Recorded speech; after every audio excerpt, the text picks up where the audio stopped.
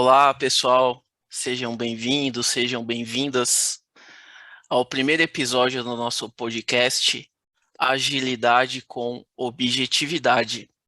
Então, qual que é o objetivo deste podcast? São discussões sobre agilidade, mas de uma forma pragmática, objetiva e com foco em resultados. Aqui não tem blá blá blá e nem Lorem Y. Mas o que é Lorem? Então, vou convidar aqui o Margon Tomé, nosso co-host aqui, para explicar que termo é esse, Margon. E aí, pessoal, tudo bem? Bem-vindos. Lore é enrolação. Então, quem aí do TI está acostumado aí, muita gente que vem antes disso do TI, na verdade, quando você usa lá, ia fazer livro, ia escrever, mas não tinha algo ainda para pôr nos livros, mas você queria ver como ia ficar, o pessoal colocava Lore Y dolor. Então, é uma escrita aí antiga, aí, quem começou na parte aí de editoras gráficas. Então é para enrolar, cara. Quando você É não para tem o que encher linguiça. falar, aí manda um lore. É isso aí. Entendi. E hoje a gente tem a nossa primeira convidada aí de honra, minha vizinha aqui de Jundiaí, Natália Manha. Bem-vinda, Nath. Obrigada, pessoal. Muito bom estar aqui conversando com vocês, com os pessoal aqui de Jundiaí, né? Principalmente pessoal, trocando o pessoal do interior para a gente falar um pouquinho sobre agilidade. Isso aí. E a Natália foi escolhida por ser uma pessoa objetiva, né, Margon? Pelos posts que nós vemos dela, pelo livro, pelas apresentações dela. Nós vemos que ela é uma pessoa que usa agilidade com bastante pragmatismo. Então, por isso o convite, certo? Isso mesmo. Então, uma pessoa que tem muito conteúdo, que estuda bastante, contribui, divide esse conteúdo aí com o mundo da agilidade, o mundo de negócios.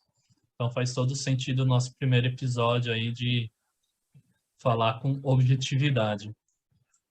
Legal, pessoal. Obrigada. Agradeço o feedback. Isso aí. Bom, sendo bem objetivo, todos aqui trabalhamos com agilidade, produtos digitais, e o LinkedIn de cada um estará na descrição desse vídeo, tá? Então, adicionem aí para que troquemos experiências. E o nosso primeiro episódio é como colocar o cliente no centro da estratégia. Então, nós vemos que se fala muito em foco no cliente, Customer Experience, NPS, então sucesso do cliente, mas como que nós podemos efetivamente colocar o cliente no centro da estratégia das organizações, certo, Margon? Isso mesmo. E aí acho que a primeira assim pergunta um pouco de antes de dar a cereja do bolo é, Nath, o que é estratégia organizacional para você? É uma ótima pergunta, né? Estratégia tem que começar definindo o que é estratégia. E não é simples, né? Estratégia, inclusive, é um conceito muito abrangente, que tem N definições, né? Um conceito muito antigo, inclusive. E eu estava, depois que vocês me convidaram, né, para bater esse papo, eu estava até lembrando que quando eu comecei, em 2018, quando eu comecei no PagBank, eu tinha saído de uma empresa que eu estava bastante no nível ali operacional e tático, né? Então, trabalhando com os times, trabalhando ali com as áreas, e o meu desejo era poder me aproximar da estratégia, né, da organização, então poder chegar ali mais perto da onde a estratégia era definida, porque eu entendia que era ali que eu ia poder ajudar melhor os times, né, na questão de priorizar melhor o trabalho, entender porque as coisas estavam sendo feitas. E aí eu cheguei, né, no PAGS em 2018, depois de participar de eventos, então comecei participando de eventos como esse, de bate-papos, apresentações, meetups, enfim. Conheci a galera que estava na época lá, Mariana Zapparoli, a Graf, né, e outras pessoas também são super famosas aí na comunidade. E logo que eu cheguei, eu fiz um curso de Safari de Estratégia. Eu não sei se vocês conhecem, mas é um livro do Mintzberg. Quem deu esse treinamento na época foi o Sandro, que hoje é VP de operações no Nubank. Então, na época, ele era diretor lá também. E eu juro para vocês que eu não entendi nada. A primeira vez que eu vi, assim, que eu fiz o curso tal, eu não entendi muita coisa do que ele passou ali, né? E agora, assim, acho que 4 anos, né, depois de estar trabalhando ali na governança de portfólio, e de 2019 para cá estar trabalhando numa área de planejamento estratégico, né, dentro do Pags, agora eu começo a entender melhor, então eu também estou, né, aprendendo sobre isso. Mas Seja, assim, de estratégia forma... não é fácil, né, Nath? Não é, foi numa Não, palestra, já tô craque em estratégia de organização. de jeito nenhum, de jeito nenhum. Então, assim, de forma muito simplista, né, a estratégia ela é muito conhecida por ser uma forma de organizar, coordenar as ações para um objetivo comum. Né? E só que isso já passa por coisas muito complexas, né? Por exemplo, definição de objetivo da organização. Então, como que eu defino esse objetivo, né? Tem muito de você, por exemplo, entender o cenário de mercado. Então, em que cenário de mercado eu estou inserido, quem são os meus concorrentes e quem sou eu, né? Então, acho que no Sun Tzu, aquele livro da guerra, né, que ele tem uma frase que ele fala sobre a importância de você se conhecer e conhecer o inimigo para vencer as batalhas, né? Então, você precisa conhecer o inimigo e precisa também entender quem é você. Então, isso passa pela definição de missão, visão e valores da empresa, né? Então, quais são os valores da empresa? O que ela entende que é a missão dela? Qual o problema que ela está resolvendo? E por que ela está resolvendo isso, né? Onde que ela quer chegar? Passa por você também entender cenários, entender diferenciação, qual que é o seu posicionamento dentro de um mercado. Tem ele ferramentas de estratégia que você pode usar, desde as mais tradicionais, né, como análise SWOT, forças, né, a gente tem Porter, tem várias ferramentas aí que são antigas já, e tem coisas mais recentes, pelo menos para mim, assim, por exemplo, na área de produtos, nessa questão de posicionamento, por exemplo, matriz BCG. Acho que vocês devem já ter ouvido falar, né? Mas posicionamento é uma forma de estratégia, né? E você utilizar uma matriz como essa é uma forma de você entender o posicionamento dos seus produtos para você definir uma estratégia para sua empresa. Então, estratégia organizacional é tudo isso. Só tudo isso. Isso, Aí, isso e legal, mais um pouco, né? Sim, com certeza. Ou quando a legal. Nath começou a falar ali, Fioc, Hum. que estratégia vem muito de um conceito antigo, falei, caramba, ela vai falar do filme do Tropa de Elite, né? Em alemão, Strategie. Não, do Falei, cara... Rambo. Mas realmente, Nath, estratégia muito abrangente. Eu gosto muito de uma definição que eu li num livro até de produtos que existem os objetivos estratégicos, então uma empresa ela atua no Brasil e o objetivo dela é expandir para a América do Sul, né? Então esse é o objetivo. E qual vai ser a estratégia para ela, né, expandir para a América do Sul? Aí a estratégia é, sei lá, talvez começar pelas maiores capitais da América do Sul e depois expandindo. Então, realmente tem todo esse conceito de objetivos e o plano, né, para alcançar esses objetivos. E eu gostei Aí. do que a Nath falou, né, que realmente o agilista ele está ali no flight level 1, 2, ele quer ir para o 3, ele quer ajudar na estratégia, que a estratégia seja ágil, correto? Sim. Aí. E desse ponto que você falou dos planos, né? Eu acho que é o grande desafio essa questão da operacionalização da estratégia, né? Porque você pode talvez dar os mesmos objetivos para duas empresas diferentes, mas a forma como elas vão definir os papéis, responsabilidades, processos, a coordenação, né, das ações para atingir, ela pode ser diferente, né? E as empresas obterem resultados diferentes. E isso é um desafio, né? Principalmente para empresas grandes, onde você não consegue, às vezes, mexer muito na estrutura, e Uhum. você tem, né, um ambiente de muita incerteza, a necessidade de mudar a estratégia rapidamente, mas ao mesmo tempo uma estrutura muito grande, muito lenta, né, que ela não consegue se movimentar nessa velocidade, né? Então, os desafios aí das empresas. Veja, vocês estão falando aí, para ficar claro para todo mundo, não confundam estratégias com objetivo, né? Então, o objetivo ali da empresa, o norte, é onde a gente quer chegar, e a estratégia vai ser o meio, né? Como que vamos fazer para atingir aquele objetivo? Muito bom. Nath, você falou aí do livro, né, da Arte da Guerra, Conheço o Inimigo, mas também está muito em pauta, é tão importante, né, quanto ou mais conhecer o inimigo, é conheça o seu amigo, conheça muito o cliente. Então vamos trazer aí a figura do cliente para a jogada. Sim. Essa parte de colocar o cliente no centro da estratégia, ela, eu vou chegar lá que ela é muito interessante, tá? Mas antes também eu vou querer passar por um outro lugar, que é o cuidado que a gente tem que ter com isso, tá? Semestre passado, eu fiz uma aula sobre, aliás, acho que foi ano passado, já faz um ano já. Eu fiz uma aula sobre gestão de stakeholders, lá na USP, né? Que é onde eu estou fazendo meu doutorado.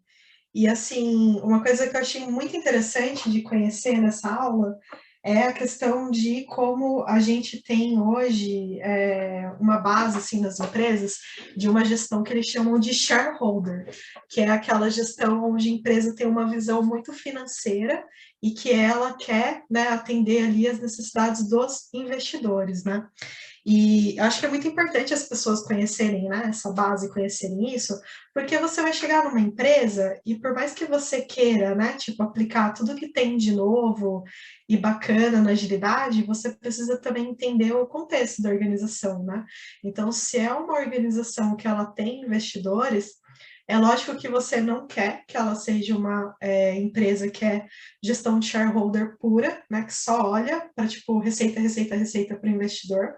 Mas aí você tem, então, essa teoria da gestão de stakeholders, que é justamente, quem é de projetos normalmente conhece, mas é essa questão de você olhar para todos, né? Então, não só os investidores, mas também o cliente, também o funcionário, a comunidade, os fornecedores e todo mundo que está, né, inserido nessa cadeia de valor. Então, acho muito importante isso, porque também tem que tomar um cuidado para a gente não começar a falar de foco no cliente e querer levar tudo para lá. Porque se você tem investidores, você vai ter que se preocupar com receita. Não adianta só você falar que vai fazer tudo que seu cliente quer, porque o cliente ele quer tudo. Então, assim, ele vai querer todos os produtos com a menor taxa, com vários brindes, todo o cashback do mundo, né? E coisas do tipo. E é lógico, eu também quero. Mas você tem, né, que conseguir equilibrar ali as necessidades do cliente com a necessidade de outras pessoas. E também dos funcionários, porque você também não pode matar a galera de trabalhar porque você quer entregar tudo que seu cliente quer, né? E assim por diante, né? Para a comunidade, para os fornecedores, etc. Mas assim, só para contextualizar, né? E Ou aí, seja, entrando, achar esse ponto de equilíbrio, né? tem que achar um ponto de equilíbrio, exato. A Perfeito. gente tem uma onda que está bem grande no mercado que é de ESG, né, que é da questão das empresas que estão socioambientais, né? Então é essa questão justamente que eu vejo vindo muito forte de as empresas equilibrarem isso, né? Então todas essas partes.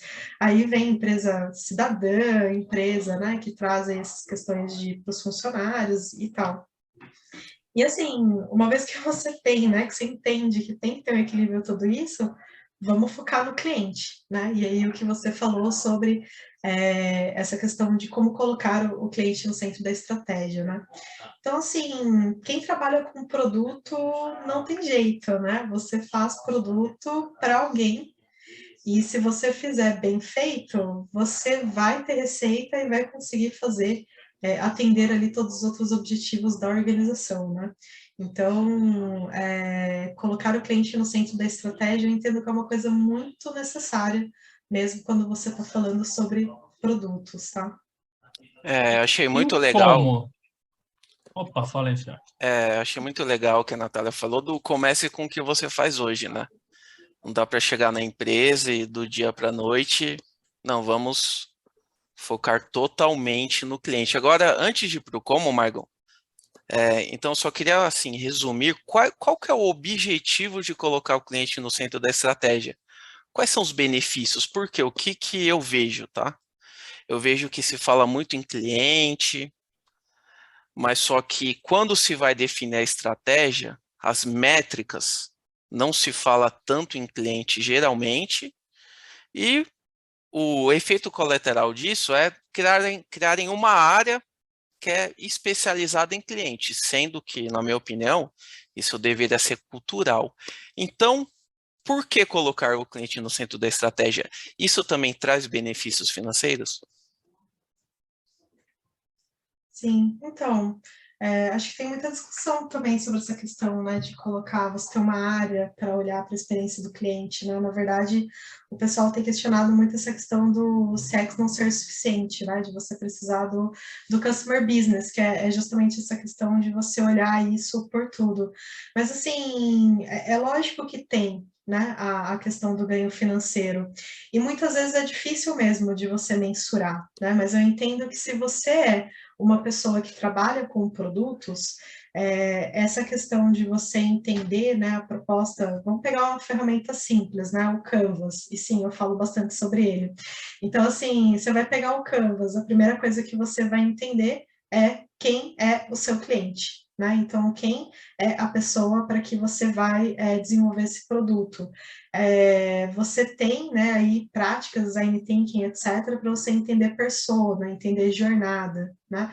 Então, assim, é muito da questão de identificação do problema quando você está fazendo um produto. E o ideal é que você vá, da mesma forma que a gente fala na indústria do vá para o Gemba, né? Na hora que você está fazendo um produto, você tem que ir também. Então, você tem que ir ali onde o cliente está para entender como que a vida dele funciona, para você entender o posicionamento do seu produto, né? Então, o que é o seu produto, o que é o problema que ele tem, o que o seu produto, né, pode trazer como solução para ele, e principalmente o que ele vai ter de diferencial, porque também não adianta você fazer um produto que todo mundo já faz, né? Então, essa questão de design centrado no cliente, ele vem muito com isso, né? Acho que seria muito difícil você definir um produto sem olhar para alguma coisa, sem colocar alguma coisa no centro, né? Então, eu vou colocar no centro o aumento de receita. Difícil responder qual que vai ser o produto que você vai desenvolver, né?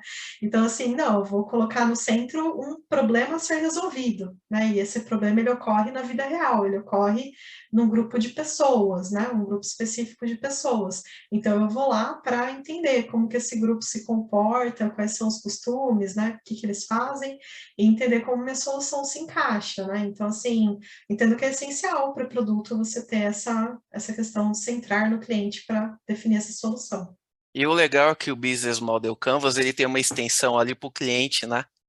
Aquela parte do cliente, ela tem uma extensão, então bem legal, e até uma frase que eu já ouvi, acho que, não sei se é a Andressa Chiara que fala, que não tem que ser alvo ao tiro, é tiro ao alvo, né? Então, muito bom esse ponto.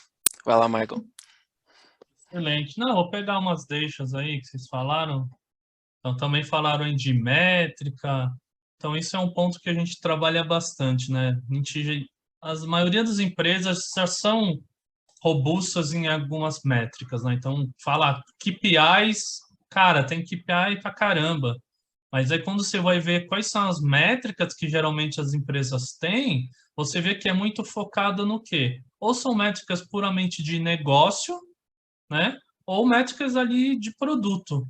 Mas e métricas, assim, sob a ótica do cliente, né? Então, a gente conhece, né? Tem alguns frameworks que também traz isso e eu vejo que isso é muito ainda pouco explorado, muito utilizado pelas empresas. Então, queria perguntar aí para a Nath aí. E métrica sob a ótica do produto? O que você consegue nos ajudar nesse bate-papo aí? Legal. Então, acho que é importante entender esses níveis, né, estratégicos, porque talvez no nível do negócio você vai ter mais indicadores de aumento de receita, redução de custo, e pode ter algum indicador de experiência do cliente, mas o foco não vão ser só esses indicadores, né? Mas se você está numa empresa que tem vários produtos, né, ou você, enfim, tem um produto, aí eu acho que é onde você consegue entrar forte com esses indicadores, né? Como você comentou, tem, né, alguns tipos de indicadores que você pode utilizar. Acho que o mais famoso é o tal das métricas piratas, né, que é aquela coisa da aquisição, ativação, retenção do cliente. Mas, assim, independente de você usar exatamente essas métricas piratas, o que você quer entender a jornada, né? O problema que você está resolvendo do seu cliente e entender a jornada dele. Então, assim, as questões são simples, né? Como que você está fazendo, entender o problema do seu cliente, você definiu uma solução, um produto que você vai colocar para ele. Como que você faz que o cliente encontre seu produto? Essa é a primeira pergunta, né? E aí, como que eu meço isso? Então, eu vou disponibilizar esse produto num site, então eu vou medir, né, o quanto eu consigo colocar de publicidade, as pessoas de fato clicam e entram ali para ver o meu produto. Então, estou chamando a atenção dele, né? Esse é um indicador. Beleza, chamei a atenção dele, o quanto eu consigo converter, né, esse cliente. Então, ele clicou no site, viu o meu produto, mas ele de fato comprou? Ou ele deu uma olhada e saiu da página. Então, eu vou querer medir isso também, porque aí eu começo a trabalhar em que pontos eu posso melhorar o produto, né? Se é em chamar a atenção do cliente, se é em chamar a atenção dele para compra, né? Então, se ele vai comprar, aí você começa a estudar coisas do tipo, será que a identidade do meu produto está bacana? Essa é uma pergunta, né? Ou será que o preço está bacana, né? Então, as pessoas estão se interessando, mas não estão fechando o negócio, né? Então, o preço não está legal.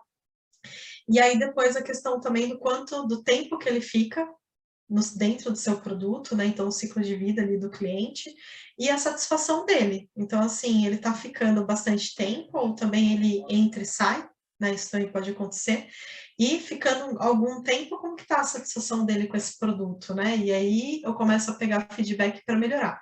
Eu começo a pegar feedbacks, né? Tipo, não só aí de tentar entender comportamento, mas também de aquela coisa, né? De 1 a 10, quanto que você indica o meu produto, começa a pegar reclamações, que aí ele vai reclamar mesmo, né? E você vai pegar essas reclamações para trabalhar em cima delas. Então, tem bastante coisa que dá para trabalhar, né? De métricas de produto.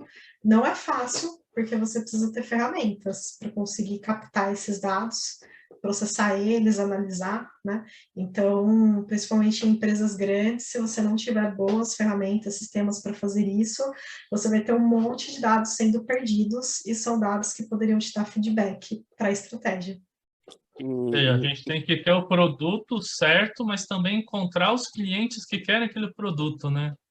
Então, a gente, como você falou, fez lá no Discovery, fez uma jornada, identificou a persona, então não adianta, né, oferecer camisa do Santos lá na Gaviões, né, Fioc? Tem que ir lá Não na tua dá, baixada. não dá. É isso aí. E também o que a Nath falou me fez lembrar do livro Lean Startup, que é do funil. Então, às vezes, as pessoas se empolgam com as partes de cima do funil, que são métricas de vaidade. Mas e a conversão efetivamente, que é lá no fim do funil? Será que ela está indo? Temos a questão do cohort, né? Que, pô, num mês eu tive um monte aqui de aquisição, mas aí você vai avaliar a métrica dessas pessoas que adquiriram hoje, elas cancelaram amanhã. Então, acho que as métricas de vaidade, né, Margot? Até o Fit for Purpose fala bastante, elas podem cegar qualquer tipo de negócio ou qualquer tipo de gestor de produtos, porque as métricas de vaidade, elas te deixam ali no escuro. E a importância de entender quem é o seu cliente e a jornada dele, né? Porque senão é isso, né? Você vai definir um produto que você não tem clareza de quem é, né? Como o Michael falou, o seu cliente, o que ele quer, o que ele precisa, né? E vai gastar um dinheirão oferecendo coisa que não tem nada a ver. E também cair nessas armadilhas, né? De, poxa, tá vendendo muito, né? Tô aqui super bem. E quando você vai ver isso, né? Aquele mês de teste, né? Que depois a gente cancela. Exato. E essas... Ô, Fala aí, Margot, Fioc. só contar um case aqui. Ia ter um jogo do Corinthians aqui que só ia passar em um canal, né? Aqui da internet até. E eles tinham um período trial de 7 dias. Então eu assinei os 7 dias, né? Aí vi o jogo e depois eu cancelei porque esse produto ele não. Até olhei o produto que tinha, mas ele não atendia os meus propósitos. Então eu cancelei. Né? Então, agora, ô Margon, você vai falar, mas depois eu queria que a Nath falasse um pouquinho sobre como que conhecer o propósito do cliente ajuda no LTV que você citou e no CAC também. Porque tem gente que tem um custo de aquisição, mas atira para todo lado. Mas vai lá, Margon, fala você primeiro. Não, é isso, é perfeito. Pode responder o Fioc. Eu queria falar, e onde que a gente define, né?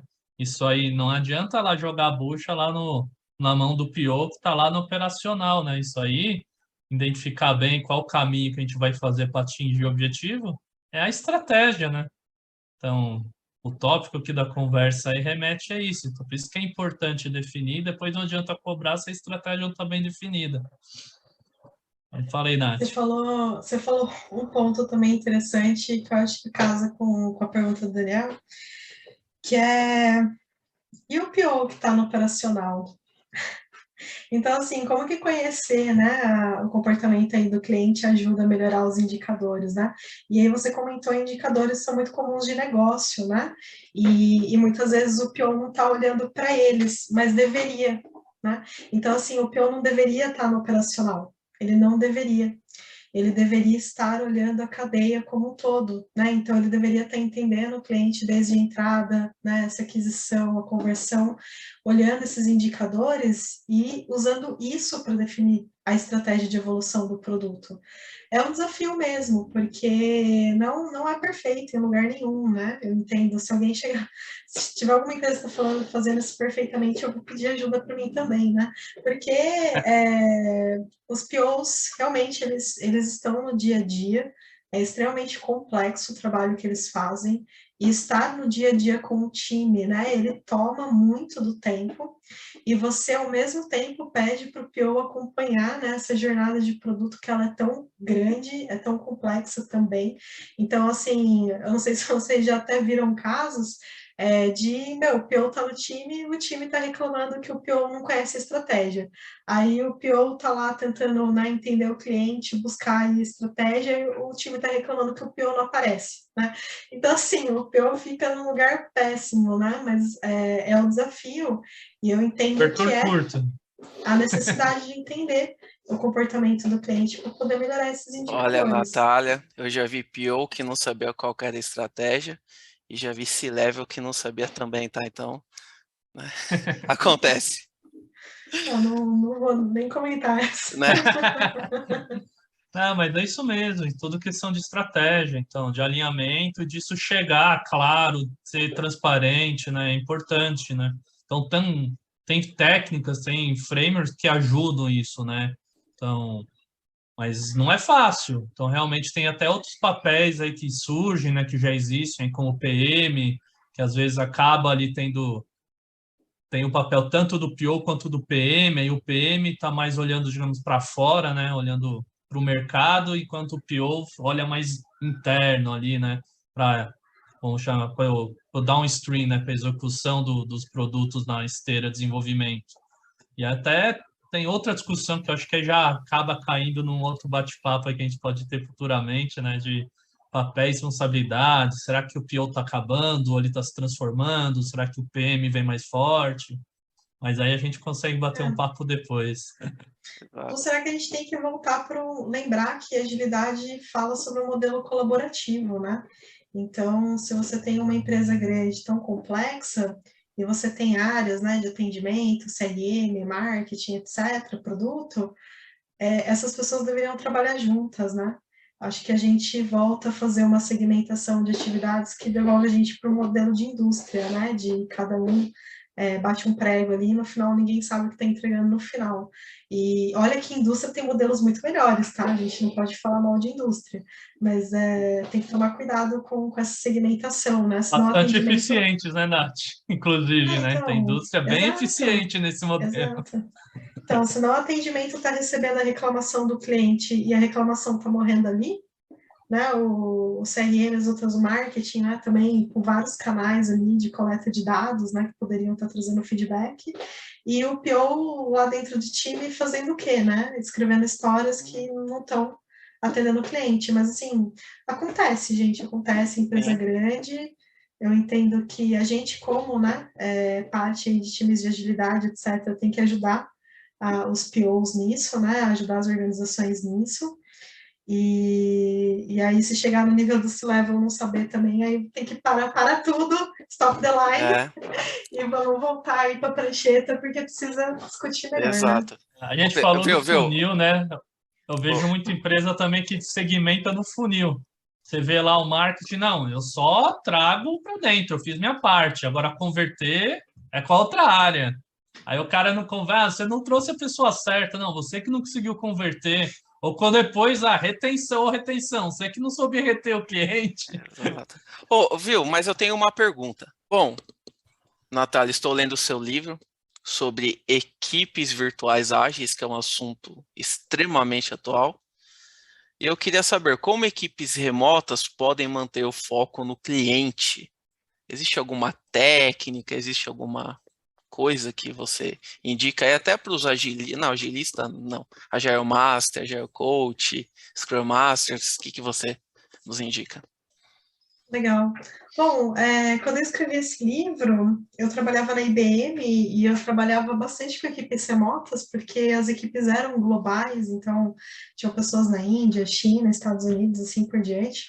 E na época a gente estava passando por uma aplicação do Kanban, né? Então foi muito forte na época essa questão da transformação ágil e de utilizar o Kanban como uma forma para isso.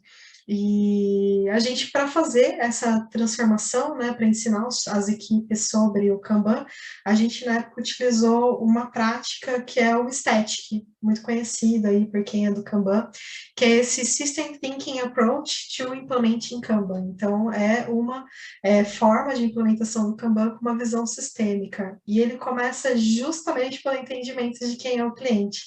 E é muito interessante essa questão que fala, né? Ele fala do que faz um serviço servir ao propósito do cliente, que é o tal do fit for purpose, né? Então, foi muito interessante porque na época a gente trabalhava muito com equipes de serviço, não era nem de produtos, eram equipes de suporte, de infraestrutura, equipes de, enfim, né, de N assuntos ali diferentes, inclusive equipes de RH, equipes de marketing e negócios. E uma coisa muito curiosa é que normalmente os times não sabem responder quem é o cliente. Então, começando com essa questão do Fit for Purpose, primeira pergunta, quem é o seu cliente e quais são os propósitos dele. E aí tem até os Fit for Purpose cards, que ele fala para você colocar ali, sei lá, 3 propósitos, né? E para cada propósito colocar o quanto o cliente está satisfeito com isso ou não. E os times costumam ter pouquíssimo conhecimento sobre os propósitos desse cliente, tá? Inclusive, times de serviço, eles costumam ter SLOs e SLAs, né, os Service Level Agreements, que normalmente são uma forma de você entender, né, a necessidade do cliente e como medir, mas normalmente os times não conseguem fazer essa correlação, porque normalmente esses serviços eles têm um Service Delivery Manager, né, um gestor, alguém que é responsável por gerenciar, negociar esses SLAs e SLOs com o cliente, e o time acaba não tendo essa visão e não tendo esse entendimento. E normalmente chega para o time, inclusive, coisas do tipo, hoje a gente atende o cliente em 7 horas e eu quero reduzir para 15 minutos. E aí vocês dão um jeito, né? E aí a pessoa vira, vai embora e o pessoal tem que dar um jeito. Então, o Static foi uma forma, né, que a gente utilizou para começar com isso. A gente utilizava esses cards, pedia o pessoal responder. Se eles não conseguissem responder, a gente ajudava a fazer esse entendimento. Se não tinham métricas, né, definidas, a gente ajudava a definir.